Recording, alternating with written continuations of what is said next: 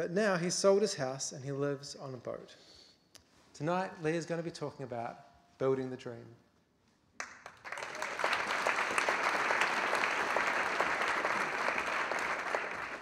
Wow, there really are hundreds of people here for my first time.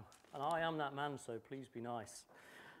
My story started in 2006, Christmas time, in Port Vila, Vanuatu, when we were discussing how to finance Marie Claire's new startup, my partner. We were discussing it because we had a mortgage and no cash flow. And all the time I was staring at boats. And I was thinking, why don't we live on a boat? It's a good idea. And there was a really nice one moored up that gave me the inspiration. I'm going to cheat here a bit. Oops. Please bear with me. Yeah, so I didn't really know anything about boats. And what do you do when you don't know anything about projects? Well, you Google them. So I Googled liverboard and houseboat and got to know the sort of life. We found boats all over the world for sale. We particularly like this style of boat, the West Coaster. Nice and roomy, big boat, wooden, easy to work on. We thought this was great. So we found one in Australia, and it was in Wollongong, and the boat was called the Eileen M. Eileen was a little bit rough, suitable not for our project at all. It was really cool to know that she was in a movie in 1996 about a big squid, but it wasn't so cool that our owner actually had cancer, and I had to tell him that we weren't going to buy his boat. Serendipity had it that Eileen M was moored next to a boat called the San Diego, the green and white one. The San Diego was written off technically. She'd been driven onto the rocks, and therefore she was a good price. I had a report done, and the report stated that the boat was fixable. So we agreed a price. Myself and a friend flew out from New Zealand to Australia. We spent 5 weeks, $15,000, working 15-hour days to fix this little bit of damage that you can see on the screen up here. But it wasn't all work and no play. We actually went out like true sailors and got drunk. And me being a clever guy, I decided to throw up over the side to keep the cleanup down. Unfortunately, we were there and I vomited all over the tools. So my offsider wasn't very pleased. I also had to plan for the return trip home, and I had to buy morphine. And you try going to a pharmacy in Wollongong, dressed in your best clothes, trying to procure drugs for the trip back, explaining you're in an old fishing boat. Didn't happen. Yeah, it was a nightmare.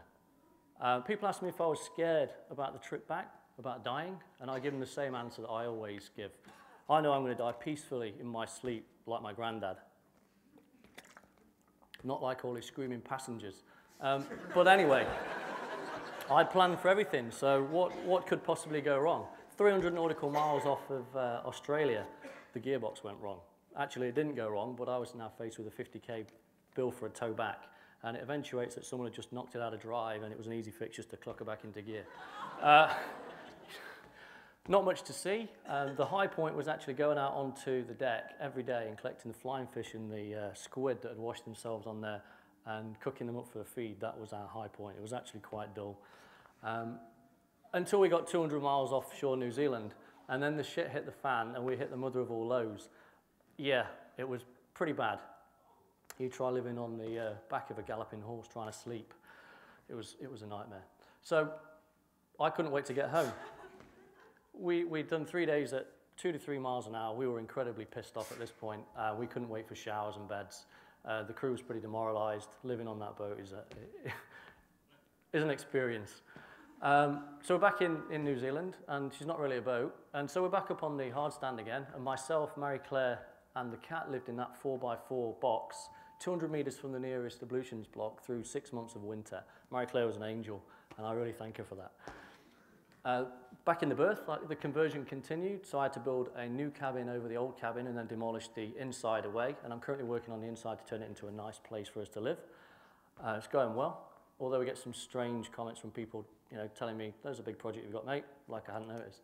But anyway, you have to wear many hats with a boat, so I have to cover everything, electrics, mechanics, the whole 9 yards. You've just got to be really, really flexible. Unless you've got tons of cash, but that would be buying the dream, not building the dream. People also ask me, when's she going to be finished? What are you going to do next? And I always give them the same answer. Basically, I never want the boat to be finished because then I'll have to go and find myself another expensive dream. So, yeah, we don't want to go there. I'm loving the journey.